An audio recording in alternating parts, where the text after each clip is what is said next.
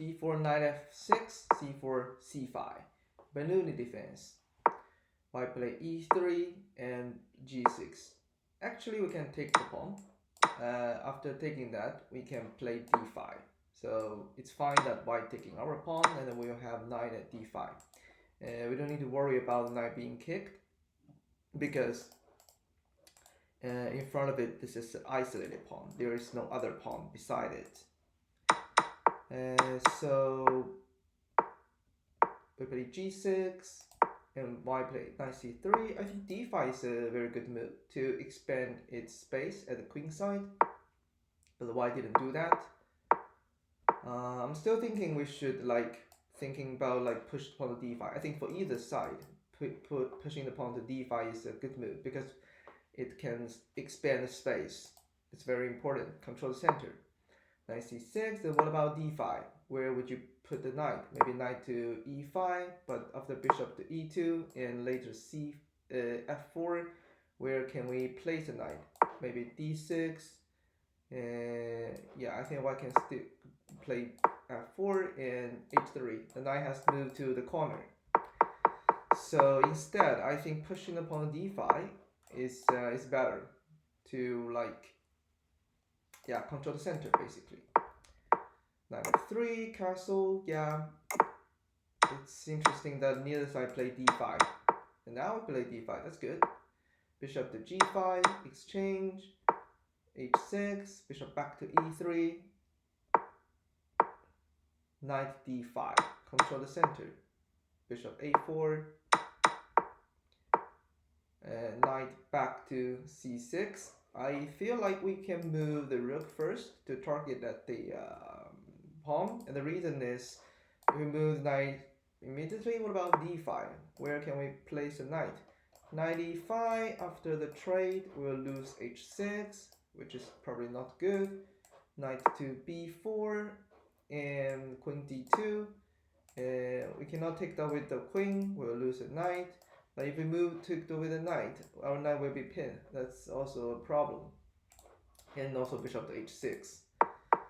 So my point is, I think we can defend the pawn pushing down and then move the knight to c6. That's maybe better.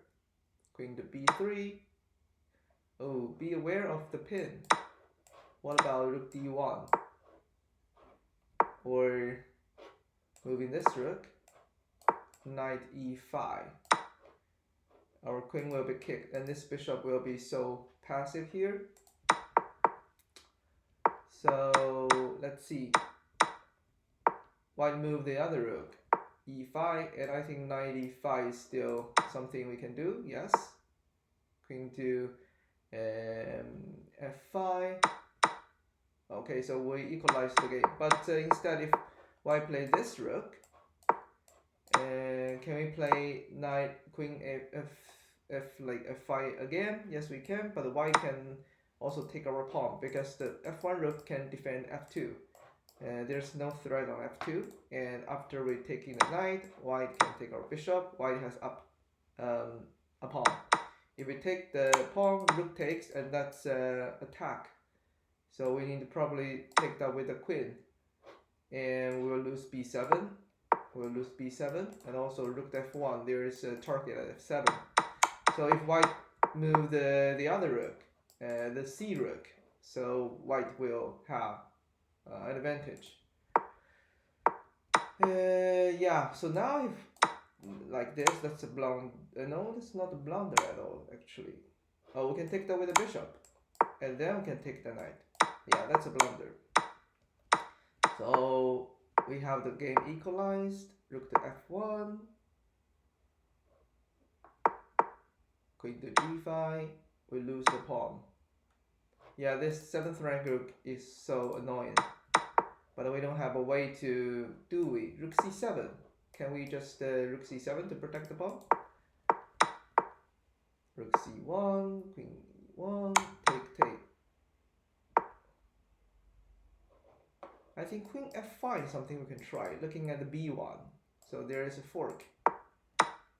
We lose another pawn.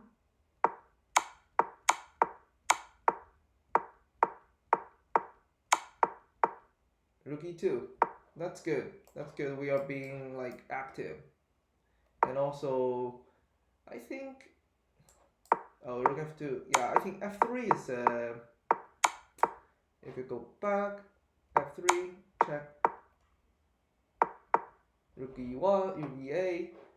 I think white should move the rook back to offer exchange. Queen f1 is a mistake. It's a huge mistake. I don't see where it's coming. And queen d2, that's good. And move the rook further down, attack h2. And now we are better. I think queen d5 is something we can mate in one, right? Queen d5 and later queen h5. And also attack f3. So now white has much fewer time than us, so we should spend a little bit more time to think. Maybe we look fine queen f5, but queen d5, queen h5 is better than queen d3, queen f5, I think. F1. Oh, that's a discover attack. I'm thinking, can we finalize the game? Okay, g4, yeah, of course. So yeah, if we move queen to d5, queen f1 doesn't work. We can check at h5, but now g4, white can defend.